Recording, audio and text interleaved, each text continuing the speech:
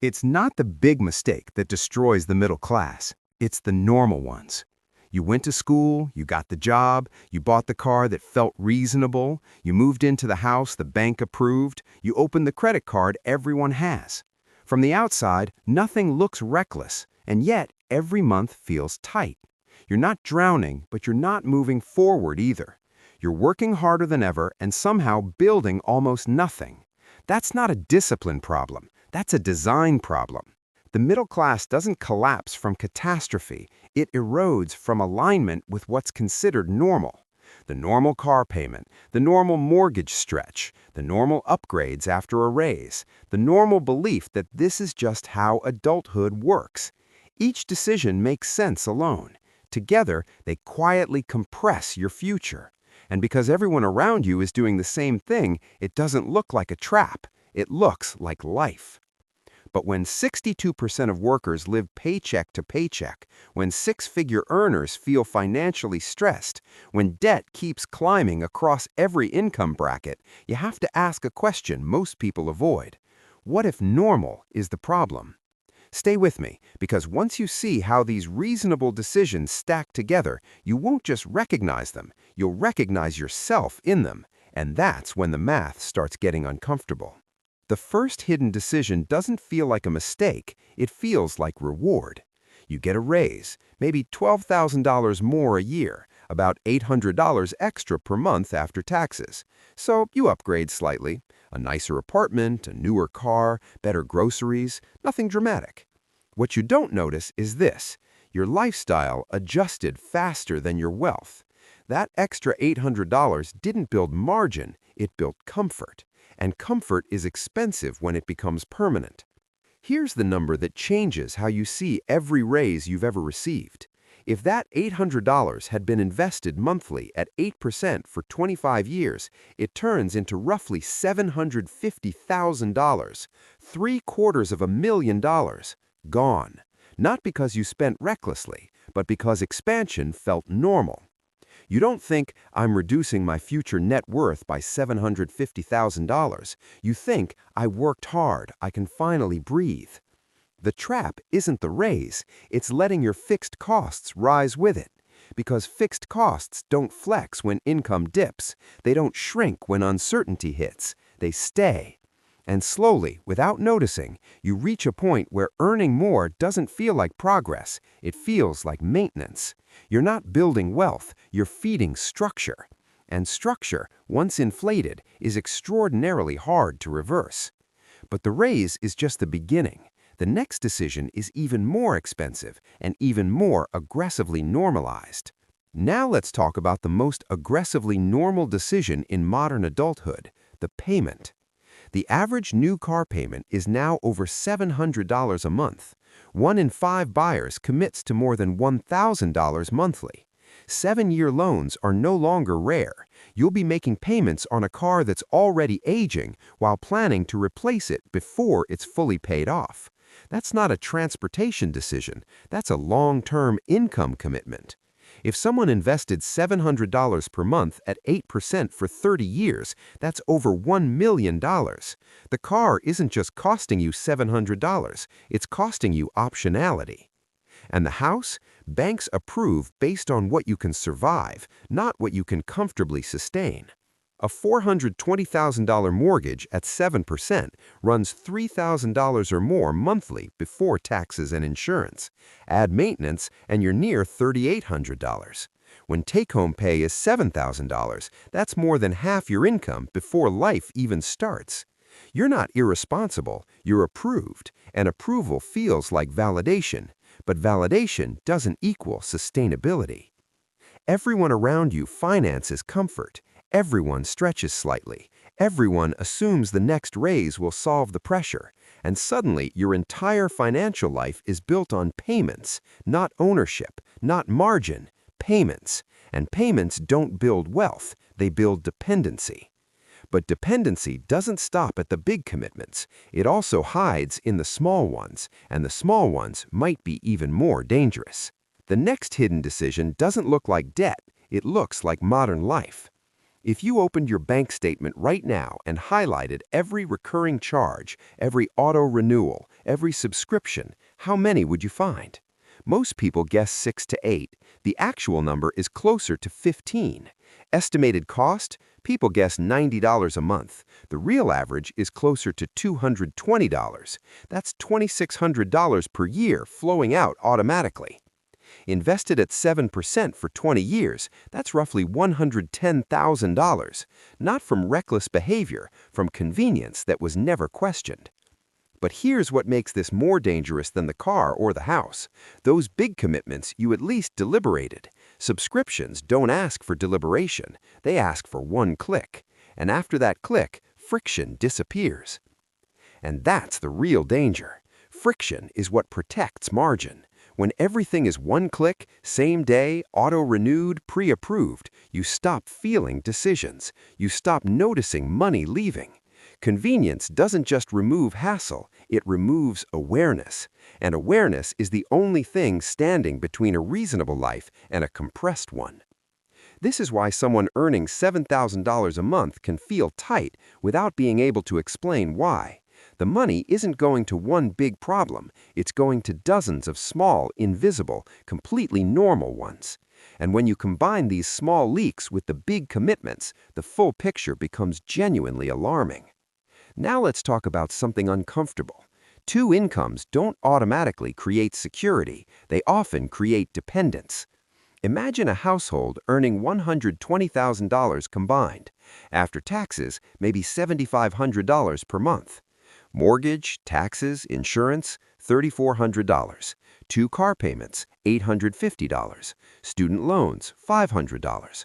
Childcare, $1,800. Utilities, groceries, basics, $1,200. Total fixed monthly costs, roughly $7,750. They're already negative before vacations, before savings, before investing. They didn't overspend recklessly. They said yes to normal adulthood. The bank approved it. The dealership approved it. Everyone approved everything, but nobody looked at the full structure. When both incomes are required to survive, neither is optional. If one job disappears, even temporarily, the system doesn't bend. It collapses.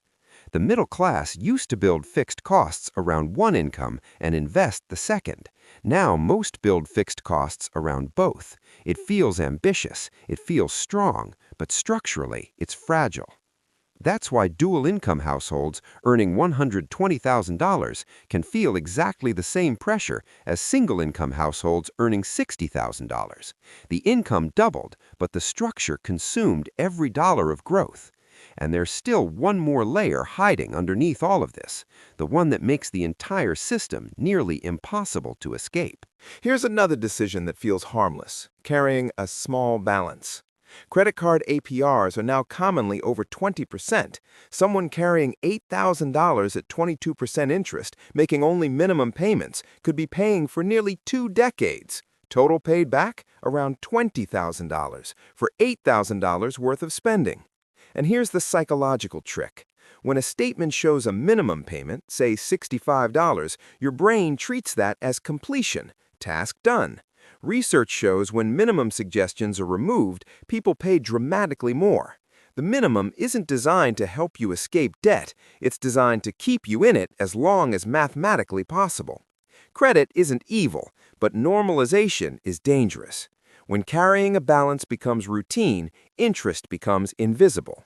And invisible costs are the most damaging because they feel manageable. And manageable is the most expensive word in personal finance. Because manageable means you can sustain the drain without collapsing, which means you'll sustain it indefinitely, which means wealth transfers quietly from your account to the lenders, year after year. The middle class rarely collapses overnight. It slowly transfers wealth to lenders, dealerships, and institutions through completely acceptable behavior. None of these decisions require recklessness. They require normalcy. And normal, right now, is engineered to extract. But before we look at the full math combined, there's something important about how all of this actually feels from inside, because the numbers are only half the story. Here's the part the numbers don't capture. You wake up on a Monday.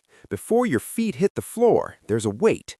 Not dramatic, just present, a low hum of awareness that the month is already spoken for, that the structure requires your full performance again this week and every week after. You drive to work in a car you're still paying for, to a job that covers a house that requires both incomes, inside a life that looks stable but has almost no room for error. And the strangest part? You built this, not recklessly, responsibly, one approved decision at a time. You didn't choose this life, you approved it. And now you're maintaining something you never consciously designed. That's the feeling nobody talks about. Not crisis, not collapse, just the quiet realization that your entire financial existence is maintenance, maintaining payments, maintaining structure, maintaining a version of normal that requires you to never slow down. And here's the line that changes everything once you hear it. You're not living your life, you're servicing it. The same way you service a debt, you service a lifestyle. Monthly, automatically, without ever asking whether this is what you actually wanted. That's why raises don't bring relief. That's why extra income gets absorbed. The structure doesn't serve you, you serve the structure. And the person working hardest to maintain it all is the same person with the least margin to enjoy any of it. Once you see that clearly, the math from the next section doesn't just feel uncomfortable, it feels urgent. Let's combine everything. A completely normal middle-class household. Income $125,000 per year. Take home around $7,800 per month. Mortgage, taxes, insurance, $3,500. 2 car payments, $900. Student loans, $450. Childcare, $1,600. Subscriptions and convenience, $300. Utilities, groceries, insurance, $1,200. Total fixed structure, roughly $7,950. They are negative before investing a single dollar, before retirement, before emergency fund, before any margin at all. So what happens? Credit cards fill the gap. Savings get delayed. Investments become next year, and next year becomes a decade. Here's the devastating number. If that household had just $1,500 per month available to invest from age 30 to 60 at 8%, they'd end with roughly $2.2 million. $2.2 million from $1,500 left alone for 30 years. But they don't have it. Not because they're irresponsible, because the structure never allowed it. Every dollar was pre-committed to decisions that felt reasonable, but created a system with zero flexibility.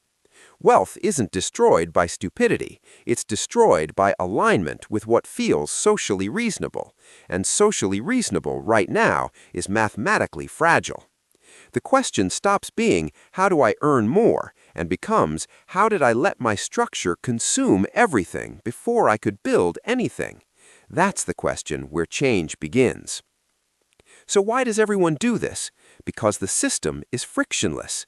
Banks pre-approve you, dealerships extend loan terms, credit card companies design minimum payments to maximize duration, subscription models auto-renew. Everything is engineered to make spending effortless, and saving require deliberate resistance. You don't have to fight to overspend, you have to fight to resist it. And when everyone around you is financing the same lifestyle, nothing looks extreme. Your neighbor has the same truck. Your coworkers have similar mortgages. Your friends are also a little tight this month. Pressure feels universal. And when pressure feels universal, it stops feeling like a design flaw. It feels like adulthood. But adulthood isn't supposed to feel like permanent compression. Here's what makes this so hard to break. Normal is socially enforced. When you drive a paid-off car while peers lease new ones, you feel behind. When you buy less house than approved, people wonder why. When you don't upgrade after a raise, it looks like you're not progressing. The system doesn't just make overspending easy, it makes restraint feel like failure. And fighting that feeling consistently for years is the real financial skill nobody teaches. Normal right now isn't stable, it's leveraged, and leveraged lives don't bend when life shifts, they break. But there's a different way to build, And the people who build that way don't look impressive at 35. They look optional at 50. The people who quietly build wealth drive the car that's paid off. They buy less house than approved. They invest before upgrading. They build fixed costs around one income, not two. From the outside, they look cautious. At 50, they look optional. Optional work, optional stress, optional decisions. And optionality is what money is actually for. The middle class doesn't fail because it lacks intelligence. It fails because it accepts normal. And normal is engineered to extract. You trade flexibility for appearance, margin for convenience, future freedom for present validation. And because everyone around you is doing the same thing, it doesn't feel risky. It feels responsible. But responsible to who? The bank, the dealership, or future you? Wealth isn't about earning more than everyone else. It's about refusing automatic expansion. It's about building a structure that bends when life shifts. It's about margin, and margin is freedom. You don't have to fix everything this month. Pick one decision, the one that made you uncomfortable. The car, the house stretch, the subscriptions, the delayed investing. Start there. If this made you rethink what normal actually costs, subscribe. Not for motivation, for perspective. Because in the next video, we break down exactly how to reverse structural compression without destroying your lifestyle. Not theory, but the actual math of rebuilding margin. Because once you stop financing normal, you start building optional. And optional beats impressive every single time.